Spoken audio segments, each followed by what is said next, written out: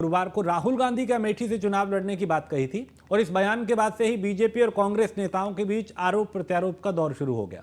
कांग्रेस नेता अमेठी से जहां राहुल गांधी के भारी बहुमत से जीतने का दावा कर रहे हैं, वहीं बीजेपी स्मृति ईरानी की दोबारा जीत की बात कर रही है। ये रिपोर्ट देखिए।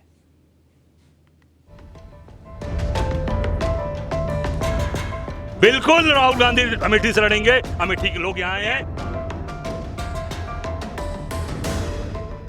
राहुल गांधी अमेठी से चुनाव लड़ेंगे।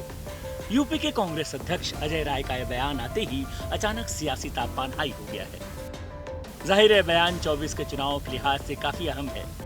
अजय राय के बयान के बाद कांग्रेस नेता दीपक सिंह ने खुशी जाहिर की है। कहा, राहुल गांधी का अमेठी में इंतजार हो रहा है। अमेठी की जनता इस बार अपनी भूल को सुधारना चाहती है और इस बार अमेठी की जनता राहुल गांधी को सांसद बनाएगी और अमेठी का रुका हुआ विकास फिर से शुरू होगा। अजय राय जी ने राहुल गांधी जी को जो अमेठी से लड़ने की बात कही है, निश्चित रूप से अमेठी का जन जन पहले से उसकी तैयारी कर रहा है। अमेठी इस बार राहुल गांधी जी को रिकॉर्ड मतों से जिताकर अपनी भूल सुधारना चाहती है, क्योंकि राहुल गांधी जी जब वायनाड के सांसद हैं तब भी अमेठी को ठीक उसी तरह मोहब्बत करते हैं जैसे जब वहां सांसद थे तब करते थे। वहीं कांग्रेस प्रवक्ता अनिल सिंह ने कहा कि राहुल गांधी का अमेठी से 3 पीढ़ियों का नाता है।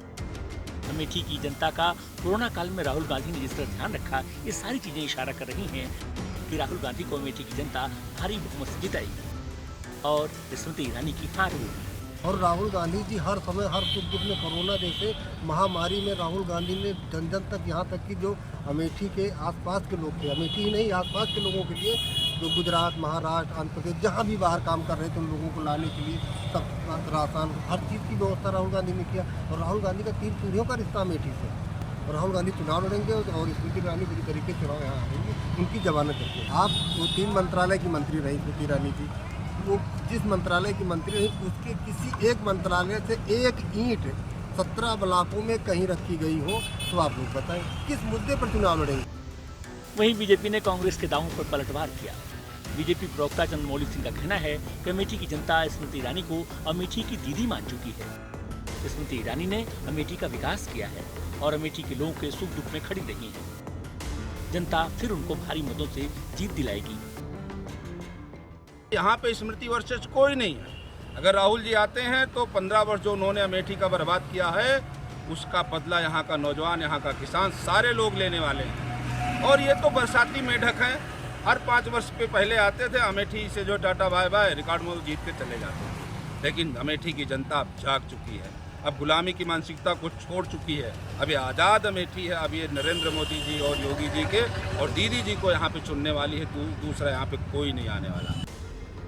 अगर राहुल गांधी फिर से अमेठी से चुनाव लड़ते हैं तो जाहिर है अमेठी का रण नहीं बल्कि पूरे देश का ध्यान अपनी ओर खींचेगा और सियासी पारा उफान पर होगा।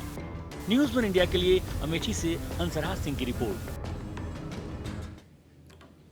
और खबर नोएडा से है, जहां राज्यसभा सांसद सुरेंद्र नागर का जोरदार स्वागत हुआ है। नोएडा, ग्रेटर नोएडा में उनका स्वागत किया गया। बीजेपी में राष्ट्रीय सचिव बनाए जाने पर कार्यकर्ता काफी उत्साहित नजर आए और नोएडा महामाया फ्लाईओवर पे उनका स्वागत किया गया। सुरेंद्र नागर ने केंद्रीय नेतृत्व का आभार व्यक्त किया और विपक्ष के इंडिया गठबंधन पर बोले कि घमंडिया गठबंधन है और देश को ये गुमराह कर रहे हैं। तीसरी बार देश के प्रधानमंत्री बनेंगे नरेंद्र मोदी, ये भी उन्होंने कहा। और 2024 में बीजेपी को 300 से ज्यादा सीटें मिलेंगी। राजस्थान कांग्रेस सरकार पर जमकर उन्होंने निशाना साधा और राजस्थान की जनता समय का इंतजार कर रही है, इस बात का जिक्र किया। राजस्थान में बीजेपी की बनेगी सरकार, यह भी दावा किया। तो सुरेंद्र नागर ग्रेटर नोएडा के लिए रवाना हो गए।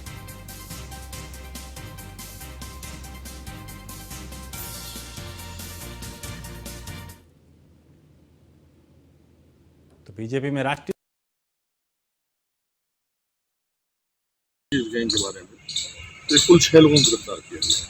इसमें जो गैंग का सरगना है विपिन कुमार, उसके बारे में अब तक जो जानकारी प्राप्त हुई है, प्राप्त हुई बिहार राज्य से वो एक बार इसी प्रकार के अपराध में जेल जा चुका है। यद्यपि इस संबंध में और गहनता से छानबीन की जा रही है और इस संबंध में और भी डाटा एनालिसिस किया जा रहा है। ये 6 मेंबर हैं। इन 6 मेंबरों का पूरा रिहाइश NCR में थी।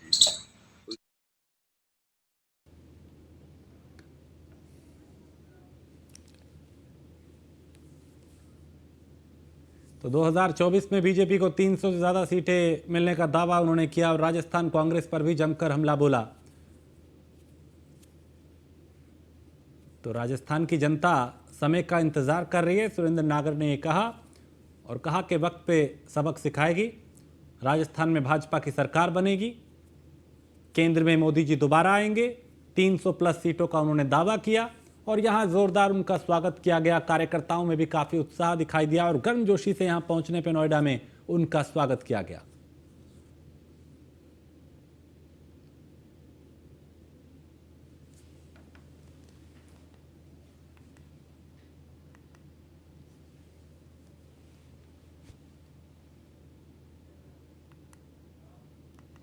और खबर अमेठी से है, जहां मौत का कारण बना है जल जीवन मिशन। ठेकेदार की बड़ी लापरवाही सामने आई है।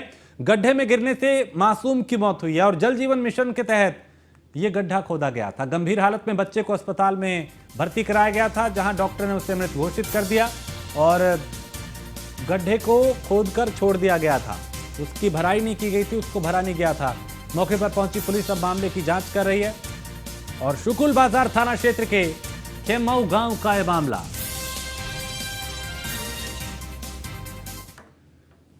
और इसी के साथ इस बुलेटिन में फिलहाल इतना ही। आप बने रहिए न्यूज़ 1 इंडिया के साथ।